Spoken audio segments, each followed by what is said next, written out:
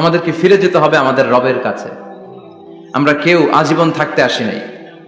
থাকতে পারবো আজীবন? দাদা চলে গেল, বাবা চলে গেল, মা চলে গেল, মামা চলে গেল, খালু চলে গেল, এরপর আমাদের টনক নড়ে না, তাই না? পাগল পড়া হয়ে আছে এই পৃথিবীর জন্য। মরতে যে হবে এটা ভাববার সময়টুকু আমাদের নেই। আমরা ব্যস্ত আমাদের ক্যারিয়ার নিয়ে, আমাদের লাইফ নিয়ে, আমাদের সমাজ নিয়ে, আমাদের ফ্যামিলি নিয়ে, আমাদের সন্তান আর সম্পদ নিয়ে আমরা super busy. We are leading a very super busy life. We don't have even a single time to think about death. মৃত্যু নিয়ে ভাবার একটা মুহূর্ত আমাদের নাই। কিন্তু পৃথিবীর সবচাইতে সুনিশ্চিত বিষয় হচ্ছে মৃত্যু, ঠিক কি না? The most certain thing in our life is death. আমাদের জীবনের সবচাইতে সুনিশ্চিত বিষয় হচ্ছে মরণ। মরবই আমরা। And the most uncertain thing in our life is the time of death. আর আমাদের জীবনের সবচেয়ে অনিশ্চিত বিষয় হচ্ছে মৃত্যুর সময়। আমরা জানি না মরবো, যে এটা জানি, জানেন না? কিন্তু কখন মরবো এটা জানি। এই সূরাটা আপনারে এই জিনিসটা জানান দিতে এসেছে যে দুনিয়ার সম্পদ, লোভ, লালসা এগুলো নিয়ে পড়ে থেকো না। এই যে আমাদের ফ্যামিলি, আমাদের বাচ্চা কাচ্চা, আমাদের এত টাকা পয়সার হিসেব, মাস শেষে বাড়ি ভাড়া, গ্যাসের বিল, এটা সেটা, আপনি কি মনে করছেন যে আপনি চলে গেলে এগুলো থেমে থাকবে? কিছুই থেমে থাকবে না, সব চলবে আগের মতো, থাকবেন না আপনি। এজন্য শাহাদাত ফয়সাল ওনার ফেসবুকে সর্বশেষে লিখে গিয়েছিল, আমি হীন দুনিয়া, মানে এমন দুনিয়া যেটাতে আমি নাই। সব চলে, সকাল গড়িয়ে বিকেল হয়, শীত শেষে গ্রীষ্ম আসে, দিন শেষে রাত নামে, সব চলে, নাই শুধু আমি। চিল্লায় বলেন ঠিক কিনা? তো এজন্য এগুলি একটু ভাবেন। অনেক ব্যস্ত আমরা। এই দুনিয়ার পুরো জীবনটা এটা হচ্ছে লালসাময় একটা জীবন। লোভ, মরিচিকা, মায়াজাল, এই মায়াজালে আমরা আটকে আছি। ফলে মৃত্যুর কথা আমরা ভুলে গিয়েছি। পাগলের মতো ছুটছি, আরো টাকা লাগবে, আরো খ্যাতি লাগবে, আরো যশ লাগবে, আরো দাপট লাগবে আমার। এত টাকা দিয়ে কি হবে? এত সম্পদ দিয়ে কি হবে?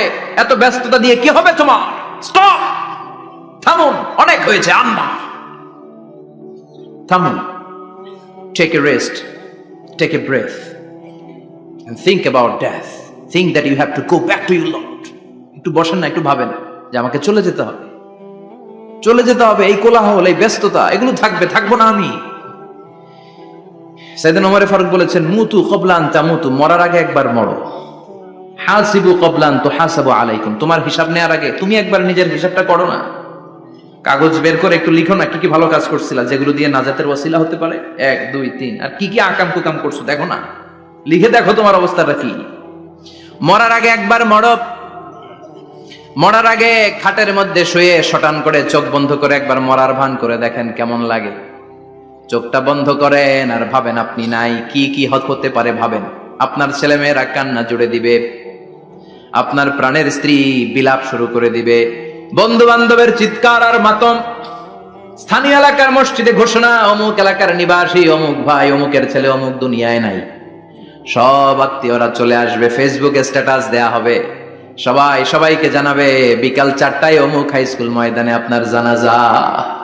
ছুটে আসবে, সবাই ছুটে আসবে আপনাকে শেষ বিদায় দিতে, গুড বাই জানানোর জন্য, আল ওয়াদা, বিদায় জানাতে আসবে সবাই। 4 তাকবীর দিয়ে আপনার জানাজা হবে, অশ্রুসিক্ত জানাজায় আপনার বিদায় হবে। কাঠের খাটিয়ার মধ্যে করে কাঁধে তুলে আপনার কবরে নেওয়া হবে। আগে থেকে খুঁড়ে রাখা কবরটার মধ্যে আপনারে বিছিয়ে দেয়া হবে। বাঁশের কচি দিয়ে তার উপরে মাটির চাপা দিয়ে সব চলে যাবে। ভাবেন না একবার চোখ বন্ধ করে, this is the circle of life, this is the nature of life. এটা সবার হবে, আমার হবে, আপনার হবে। এত মায়া, এত ভালোবাসা কই যাবে? কেউ থাকবে না, সবাই আপনার অন্ধকার কবরে রেখে দিয়ে চলে আসবে। উপরে বাঁশের কঞ্চি, তার উপরে মাটির চাপা, অন্ধকার আর অন্ধকার। এই অন্ধকার যেন শেষ হতে চায় না, শুধুই অন্ধকার, ঠিক কিনা? এজন্য আমাদের চলে যেতে হবে। দাদা গেল, চাচা গেল, মামা গেল, আমাদেরকেও যেতে হবে, জোরে কোন ঠিক কিনা? একদিন মাটির ভেতরে হবে ঘর রে মন আমার, কেন বান্ধ দালান ঘর, প্রাণ পাখি উড়ে যাবে পিঞ্জর ছেড়ে, ধরা ধামে সবই রবে তুমি যাবে চলে, বন্ধু বান্ধব যত মাতা পিতা দ্বারা সুত সবই হবে তোমার পরে, মন আমার কেন বাঁধ দালান ঘর, একদিন মাটির ভেতরে হবে ঘর রে, মন আমার কেন বাঁধ দালান ঘর। ঠিক কিনা? সব করে থাকবে, চলে যেতে হবে আমাদেরকে। এজন্য আখিরাতের কথা যেন আমাদের স্মরণ হয়। বিষ্ণুই বলতেন, নাহাই তুকুমান জিয়ারাতিল কবুর, আমি তোমাদেরকে কবর জিয়ারত করতে আগে নিষেধ করতাম, কিন্তু এখন নিষেধাজ্ঞা প্রত্যাহার করে নিলাম। এখন সব সময় তোমরা কবরের সামনে যাবা আর জিয়ারত করবা। কবরস্থানে জানতো বড়ুয়া কৃষ্ণপুরের এই গ্রামের কবরস্থান আছে কোন দিকে? পূর্ব দিকে আছে, গোখরার জলের ওদিকে। যান আপনারা, একটু যাবেন, একটু গেলে আখিরাতের কথাটা স্মরণ হবে। ওখানে ছোট শিশুরা শুয়ে আছে, কিশোর যুবকরা আছে, আপনার মতো তাগড়া যুবক, মুরব্বীরা আছে। এরা এই এলাকায় থাকতো, এরা আকাশ থেকে নেমে আসে না, এই এলাকার সন্তান আজ নাই। একটা সার্টেন পিরিয়ড শেষে আপনিও থাকবেন না। This is the nature of life, this is the circle of life. ছোট্ট শিশু হয়ে এসেছিলেন, শৈশব, কৈশোর, যৌবন, প্রৌঢ়ত্ব। আগে ছিলেন সিঙ্গেল, বিয়ে করে হয়ে গেলেন ডবল। এরপরে আল্লাহ আপনাকে একটা মেয়ে দিল, এরপরে মেয়েকে বিয়ে দিয়ে শ্বশুর হলেন, এরপরে ওই মেয়ের ঘরে সন্তান হতে নানা হলেন। আর কতদিন? অনেক দিন হলো তো, অনেক লম্বা সময় পেয়েছেন আপনি। Think about that. এবার যাওয়ার কথা ভাবেন, আখিরাতের সামানের কথা ভাবেন, ফিরে যেতে হবে। কি শক্তিশালী যুবক, বার্ধক্য চলে আসলে লাঠি ছাড়া চলতে পারে না। কুচকুচে কালো দাড়ি সাদা হয়ে যায়, দাড়ির শুভ্রতা, বয়সের ভার, রং ধরা যৌবন জং ধরে শেষ। ঠিক কি না? This is the circle of life. যুবক ভাইরা, এটাই জীবন, চলে যেতে হবে, কেউ থাকতে পারবে না। ঠিক কিনা? এটা রিমাইন্ডার আল্লাহ এই সূরার ভেতরে দিয়েছেন যে তোমাদেরকে ফিরে যেতে হবে। এই লোভ লালসা ছেড়ে দাও। রব্বুল আলামিন বলেন, আলহাকুমুত তাকাসুরু হাত্তা যুরতুমুল মাকাবির। ও গোলাম, দুনিয়ার সম্পদ, লোভ লালসা তোদেরকে পাগল বানিয়ে দিয়েছে। এই লোভ পাগলামি কোনোদিন তোদের থামবে না যতদিন না তোরা কবরে ঢুকবি। ঠিক কিনা? কার কথা? আল্লাহ বললেন, দুনিয়ার সম্পদ আর লোভ আর মোহে তোমরা গাফেল হয়ে গিয়েছো। আখিরাতের কথা বেমালুম তোমরা ভুলে গিয়েছো। কিন্তু আখিরাতে তোমাদের যেতেই হবে, কবরের বাড়িতে তোমাদের ঢুকতেই হবে। ঠিক কি না? যেতেই হবে। আমরা ভুলে যাই। আলহাকুমুত তাকাসুর, অতিরিক্ত পাওয়ার লোভ, বেশি বেশি খাওয়ার লোভ, বেশি বেশি জমানোর লোভ মানুষকে গাফেল বানিয়ে দিয়েছে। এটা মানুষের স্বভাব। আরো চাই, আরো চাই, এই স্বভাবটা আছে না নাই? দেখবেন ছোট বাচ্চারা মসজিদে দোয়া অনুষ্ঠান শেষে জিলাপি দেয় না? বড়ুয়া কৃষ্ণপুর কি দেয়? আগে বাতাসা দিত না, এখন কি দেয়? জিলাপি দেয়, মিষ্টি দেয়। তো মসজিদের 2-3 গেট থেকে যদি দেয়, ছোট বাচ্চারা দেখবেন এদিক দিয়ে কয়েকটা নিয়ে আবার ওই গেটে লাইন ধরে। ওর হাত হলো ছোট হাত, ওর হাত ভর্তি জিলাপি, আর নেওয়ার জায়গা নেই, এরপর আরেক জায়গায় লাইন ধরছে। আরো লাগবে, আরো লাগবে, এই আরো আরো আরো চাই। এই স্বভাবটাই মানুষকে কুড়ে কুড়ে শেষ করে দিয়েছে। এত লাগবে কেন তোমার? চাহিদার কোনো শেষ নাই। Unlimited demand of human being. যার আছে বেশি তার চাই বেশি। যার সাইকেল আছে তার হুন্ডা চাই, হুন্ডা আছে তো প্রাইভেট কার চাই, প্রাইভেট কার আছে তো প্লেন চাই, প্লেন আছে তো হেলিকপ্টার চাই, হেলিকপ্টার আছে তো ওইটা চাই, ওইটা আছে তো সেটা চাই। ঠিক কি না? এলাকার মেম্বার যে হয়েছে চেয়ারম্যান হতে চায়, আছে না নাই?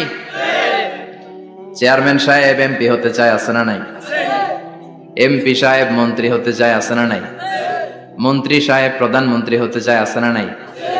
কিন্তু এই দেশে সুযোগ নাই। কথা কন। 2-3 জনের বাইরে কেউ প্রধানমন্ত্রী হইতে পারবি না। ঠিক কি না? আমার এই জীবনে তো আমি 2-3 জনই দেখলাম।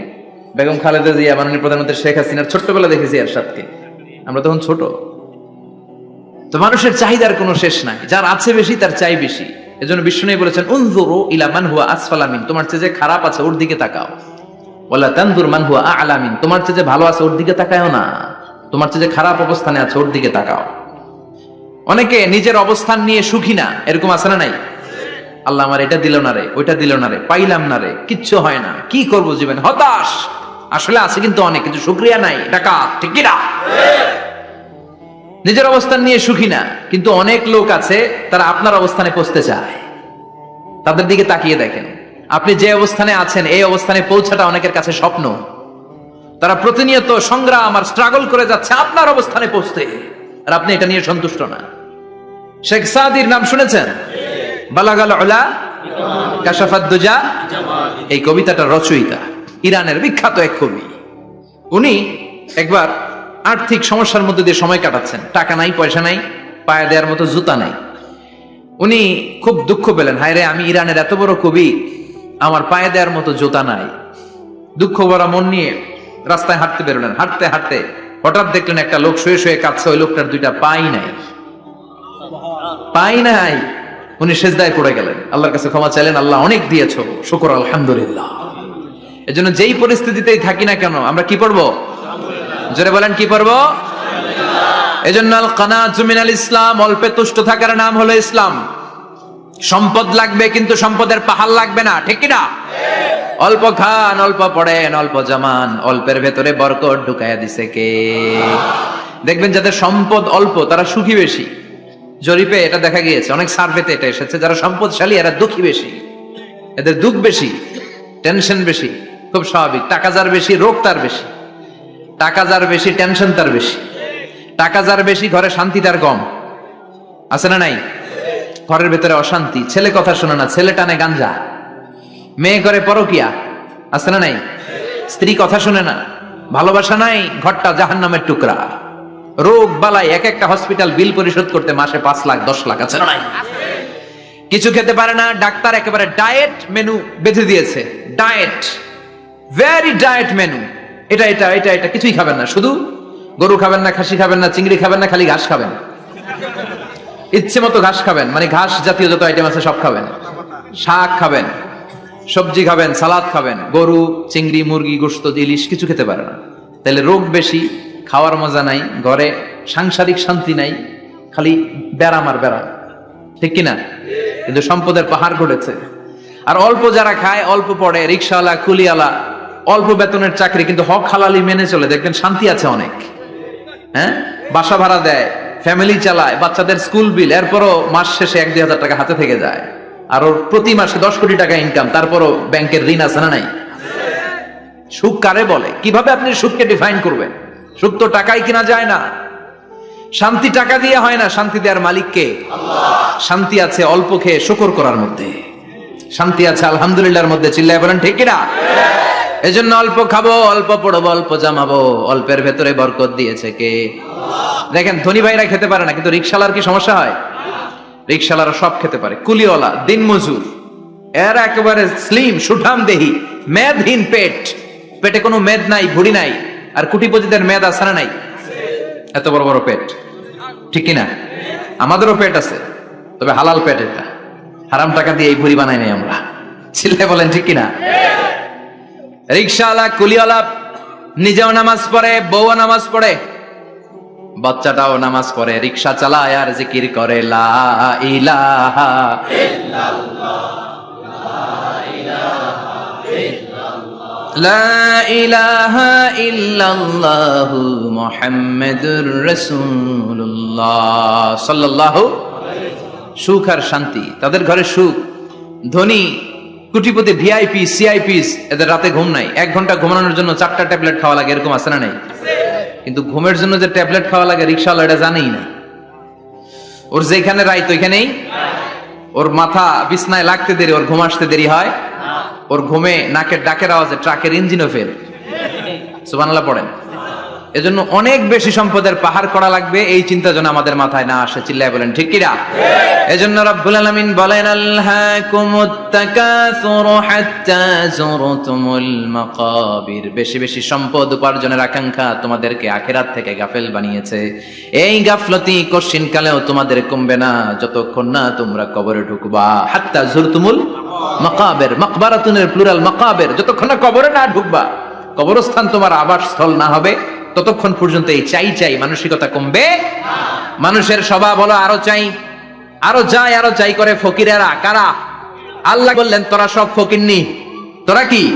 ইয়া আইয়ুহান নাসু আনতুমুল ফুকারাউ ইলাল্লাহ ওয়াল্লাহু হুয়াল গনিয়ুল হামিদ। সুবহানাল্লাহ পড়েন। আল্লাহ ডেকে বললেন গোলাম আনতুমুল ফুকারা ইলাল্লাহ, তোমরা সবাই ফকির, ধনী হলো একজন, তিনি কে? আল্লাহ শুধু ধনী। আর মানুষের স্বভাব হচ্ছে আরো চাই, আরো চাই। ওর 2 তলা বিল্ডিং, আমার 3 তলা লাগবে। ওর 2টা গাড়ি আছে, আমার 3টা লাগবে। আছে না নাই? বিশ্বনবী বললেন কিয়ামতের আগ দিয়ে মানুষের মধ্যে আকাঙ্ক্ষায় প্রতিযোগিতা বেড়ে যাবে, প্রতিযোগিতামূলক টেন্ডেন্সি, কার চেয়ে কে বড় হতে পারে, কার চেয়ে কে বেশি টাকার পাহাড় বানাতে পারে, আছে না নাই? বিশ্বনবী বললেন ওয়া আনতারাল হুফাতাল উরাতাল আলাতা রিয়া আশ-শাইয়াতা তাওয়ালুনা ফিল বুনিয়ান। কিয়ামতের আগে এমন কিছু লোক যাদের গায়ে দেওয়ার মতো জামা ছিল না, পায়ে দেওয়ার মতো জুতা ছিল না, পেটে দেওয়ার মতো খাবার ছিল না, সমাজের কেউ তাদেরকে চিনতো না, হঠাৎ করে এই লোকগুলো ধনী হয়ে যাবে। And they will start to construct, they will compete to construct high rises building in the cities. শহরে গ্রামে এরা বড় বড় বিল্ডিং বানানো শুরু করবে। এই উঁচা উঁচা বিল্ডিং আমাদের সমাজে আছে না নাই? কৃষ্ণপুরে 2 তলা 3 তলা বিল্ডিং আছে নি? আছে। আজ থেকে 20 বছর আগে ছিল? আমি তো 20 বছর আগে যখন আসছি কিছুই ছিল না, খালি পানি আর পানি। আর এখন 2 তলা 3 তলার অভাব নেই। এই যে বিল্ডিং বানানোর প্রতিযোগিতা, কুমিল্লা শহরে আজ থেকে 20-25 বছর আগে 5 তলা 6 তলা একটা বিল্ডিং ছিল না, এখন 10 তলা 20 তলা আছে না নাই? ঢাকায় আজ থেকে 20 বছর আগে 10 তলা বিল্ডিং খুঁজে পাইতেন আপনি? নাই। গোটা বিশ্বব্যাপী এখন টাওয়ার বানানোর প্রতিযোগিতা। বিশ্বনবী বললেন এদের কোনো টাকা ছিল না। পৃথিবীর সবচেয়ে বড় টাওয়ার এখন আরব দেশে, এদের কোনো টাকা ছিল না। আরব দেশের সৌদি আরব, কাতার, কুয়েত, বাহরাইন এখন স্বর্ণ আর তেলের খনি পেয়ে আল্লাহরে ভুলে যায়, এদের খাওয়ার মতো কিছু ছিল না। এদেরকে আমার দাদারে শুনতাম বলতো কাবলিওয়ালা, বলতো কি বলতো? এদেশে আসতো জায়নামাজ তসবিহ ছড়া খেজুর টেজুর বিক্রি করার জন্য। এরা জেলে পাড়ার লোক ছিল, আরব সাগরের তীরবর্তী এলাকার মানুষ, সাগরের মাছ মেরে এরা জীবন ধারণ করতো। আল্লাহ এদেরকে তেলের খনি দিলেন, গ্যাসের খনি দিলেন, এখন তারা বড় বড় টাওয়ার বানায়, আছে না নাই? বুর্জ আল খলিফা, কি উঁচা বিল্ডিং, 828 মিটার উঁচু। জেদ্দা আছে 1000 মিটার উঁচু কিংডম টাওয়ার। তাইওয়ানে আছে তাইপেডাং টাওয়ার 101 তলা। মালয়েশিয়া আছে পেট্রোনাস টুইন টাওয়ার 88 তলা। চায়নাতে আছে সাংহাই টাওয়ার, একটার পর একটা টাওয়ার। প্রতি বছর অ্যানাউন্স করতেছে যে ওদেরটা আছে আমাদেরটা বড় বানাও। কাতার কয় ওরা বানাইলে আমরা পারবো না কেন, আমরা বানাবো আরো বড়, আছে না নাই? শাগালাত কুমুত তাকাসুর, যে আরো লাগবে, আরো বড় হতে হবে, এই টেন্ডেন্সি মানুষকে আখিরাত থেকে একেবারে গাফেল বানিয়ে দিয়েছে। চিল্লায় বলেন ঠিক কি না? টাকার পাহাড় বানাতে চায়, দরকার থাকলেও চায়, না দরকার থাকলেও চায়। বর্তমান পৃথিবীর সবচেয়ে ধনী লোকটার নাম জানেন? কি নাম? হ্যাঁ, বিল গেটস। ওর যে কত টাকা ও নিজেও জানে না। ওর পকেট থেকে যদি $100 একটা বান্ডিল পড়ে যায়, এটা তুলতে ওর যত সময় লাগবে, ও না তুলে যদি হেঁটে যে আইডিয়া নিয়ে হাঁটতেছিল ওইটা নিয়ে হাঁটে, ওদিকে আরো বেশি ইনকাম হয়ে যাবে। এত টাকা তার, এটা তোলার সময় তো তার নাই। ওয়ারেন বাফেট নাম শুনছেন? হাজার হাজার কোটি ডলারের মালিক। Prince Waleed bin Talal, Saudi ধনকুবের নাম শুনেছেন? ওর একটা বিমান আছে, প্রাইভেট জেট প্লেন। এই বিমানটার 70% মেড অফ গোল্ড। বিমানের 70% স্বর্ণ দিয়ে বানানো। গত কয়েক বছর আগে আমি ব্রুনাই গিয়েছিলাম। ব্রুনাইয়ের সুলতানের নাম হাসান আল বালখিয়া। উনি একটা প্যালেস, প্যালেস আরবিতে বলে কাসার, মানে হচ্ছে রাজপ্রাসাদ। পৃথিবীর সবচাইতে বড় রাজপ্রাসাদ ব্রুনাইতে বান্দার শ্রী বেগাওয়ানে অবস্থিত। আমি গিয়েছি ওখানে। প্রায় 1800 থেকে 2000 কক্ষ আছে ওই প্যালেসে, রাজপ্রাসাদে। ওই রাজপ্রাসাদের টয়লেটের কমোড গুলো মেড অফ গোল্ড, স্বর্ণ দিয়ে বানানো। নাউজুবিল্লাহ পড়বেন না? এই হাসান আল বালখিয়া নিজে বিমান চালায়। ওর সংগ্রহে 500টা রোলস রয়েস লাক্সারিয়াস কার আছে। 500 রোলস রয়েস। গুগল ইউটিউব যারা করেন সার্চ দিয়ে দেখবেন ওর কি পরিমাণে গাড়ি। রোলস রয়েস গাড়ি হচ্ছে one of the luxurious car in the world. Car ব্র্যান্ডের মধ্যে যত দামি কার ব্র্যান্ড আছে এর মধ্যে রোলস রয়েস একটা, যেগুলোর দাম কমসে কম এদেশের টাকায় 8 কোটি থেকে 10 কোটি টাকা। আচ্ছা বলেন, এই গাড়িগুলো যারা হাই প্রোফাইলের ভিআইপিস, তারা ফ্যামিলির সবাইকে যদি একটা করে গাড়ি দেয়, একজনের কয়টা গাড়ি দরকার? 5টা, 10টা, 20টা। ধরলাম যে 20টা গাড়ি লাগবে ওনার, 500 গাড়ি দিয়ে উনি কি করবে? তার সংগ্রহে 500টা রোলস রয়েস। স্বর্ণেরও গাড়ি আছে, তার স্বর্ণের পালঙ্ক আছে, আমি দেখে এসেছি। পোরশে, ফারারে, লাম্বরগিনি, এই টাইপের যে ব্র্যান্ড গুলো আছে, অভাব নাই। তার মানে আছে, যার বেশি চায় তত বেশি। চিৎকার করে বলেন ঠিক কি না? এজন্য আল্লাহ বললেন আলহাকুমুত তাকাসুরু হাত্তা যুরতুমুল মাকাবির। দুনিয়ার লোভ তোমাদেরকে আখিরাত থেকে গাফেল বানিয়ে দিয়েছে। দুনিয়ার লোভ লালসার মধ্যে পড়ে আখিরাতকে বেমালুম তোমরা ভুলে গিয়েছো। এই গাফলতি কোনোদিন কমবে না যতদিন না তোমরা কবরে ঢুকো। ঠিক কি না?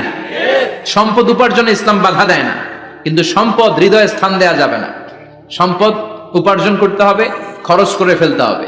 বেশি সম্পদশালী হতে হলে আল্লাহর সন্তুষ্টির জন্য যাকাত দিতে হবে। কে দিতে হবে?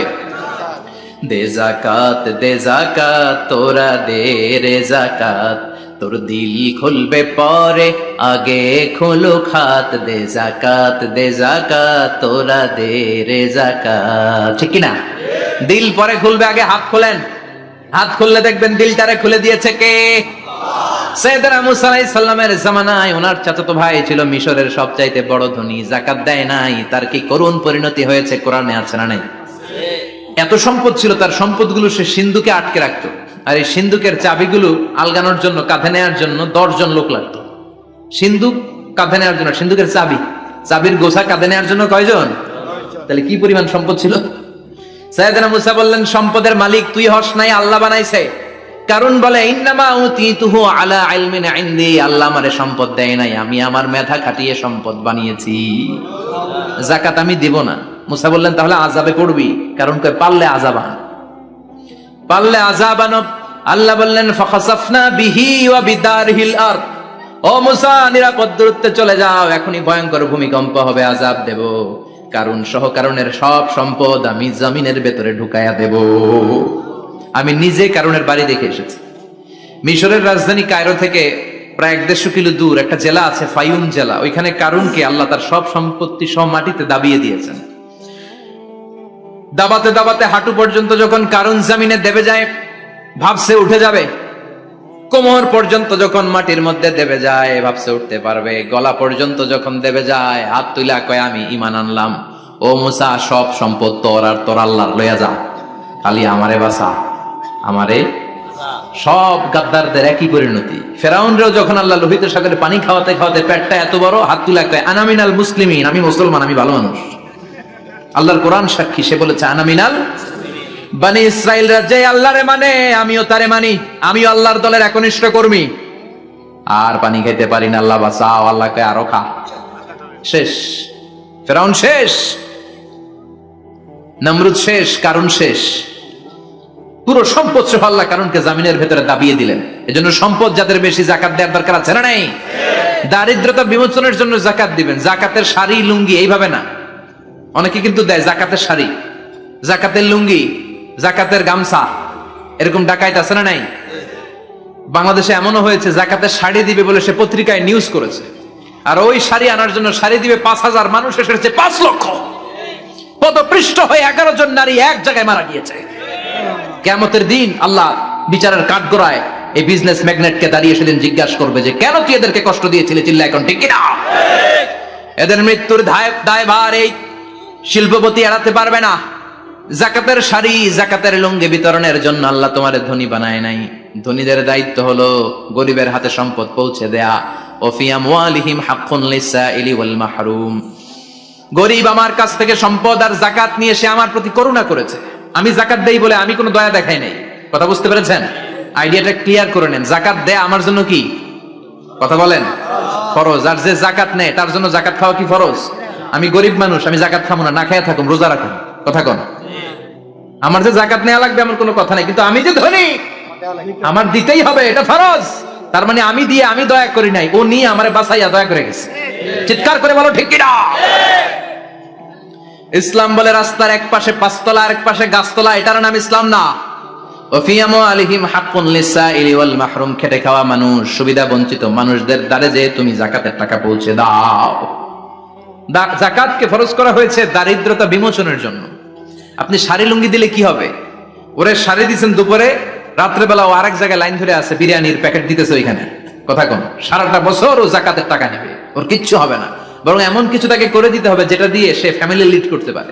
একটা সিএনজি কিনে দেন, ওই ফ্যামিলিতে কোনো যুবক থাকলে সিএনজি চালায়া, অটো চালায়া ফ্যামিলিটারে চালাবে। আচ্ছা বলেন তো, একটা স্বর্ণের পাহাড় আমার 14 পুরুষ বিক্রি করে খাইলেও শেষ করতে পারবো এটা? তো আরেকটা কেন লাগবে আমার? ওয়ালা ইয়ামলা আফাহু ইল্লা তুরাব। বিষ্ণু বলেন কবরের মাটি যতক্ষণ না তোর মুখে না ঢুকবে, তোর এই চাওয়া চাওয়া খাই খাই সব বন্ধ হবে না। এজন্য আল্লাহ বললেন আলহাকুমুত তাকাসুরু হাত্তা যুরতুমুল মাকাবির। দুনিয়া তোমাদেরকে গাফেল বানিয়ে দিয়েছে, গাফলতি কমবে না যতদিন না কবরে ঢুকো। কবরে ঢুকা লাগবে, কবরে ঢুকা লাগবে না? কবরে আমাদেরকে যেতেই হবে, যেখানেই থাকেন। কবরের প্রশ্ন আছে না নাই? অনেকে বলে হুজুর বিমান হামলায় মারা গিয়েছে, বিমান জ্বলে পুড়ে ছাই হয়ে গিয়েছে, তার কবর কোথায়? তার আত্মাটা যেখানে আছে ওই জায়গায় প্রশ্ন আছে না নাই? অনেকে বলে হুজুর সাগরের মধ্যে পড়ে মারা গিয়েছে, তিমি মাছ খেয়ে ফেলেছে, তার কোনো অস্তিত্ব নাই, কিন্তু তার রুহুটা আছে না নাই? প্রতিটা রুহু সংরক্ষণ করে কে? প্রত্যেকটা আত্মা আল্লাহর কাছে সংরক্ষিত থাকে। প্রতিটা রুহু, প্রতিটা মানুষ মালাকুল মাউতকে দেখতে পায়। আপনিও দেখবেন, আমিও দেখব। মুমিনদের কাছে এসে মালাকুল মাউত একজন যুবকের বেশে সাদা ধবধবে জুব্বা পরে সুগন্ধি মেখে মুমূর্ষ ব্যক্তির শিয়রে বসে বলে, ইয়া আইয়াতুহান নাফসুল মুতমাইন্নাহ, হে প্রশান্ত আত্মা, উখরুজি ইলা মাগফিরাতুল্লাহি ওয়া রিদওয়ানি, আল্লাহর ক্ষমা আর দয়ার দিকে বের হয়ে আসো। বলা মাত্রই মুমিনের আত্মাটা স্মুথলি বের হয়ে আসে। কাফান মিন আকফানিল জান্নাহ, হানুত মিন হানুতিল জান্নাহ, জান্নাত থেকে আনা সুগন্ধি কাফনের মধ্যে পেঁচিয়ে তিনি রূহটাকে নিয়ে ইল্লিনে চলে যায়। সরাসরি দেখে মালাকুল মাউতকে। আর যারা ইসলাম বিরোধী, কোরআন বিরোধী, তাদের সামনে এসে মালাকুল মাউত ত্রাস সৃষ্টি করে। আগে ধমক। হাইওয়েতে মাঝে মাঝে ডাকাতি হয় না?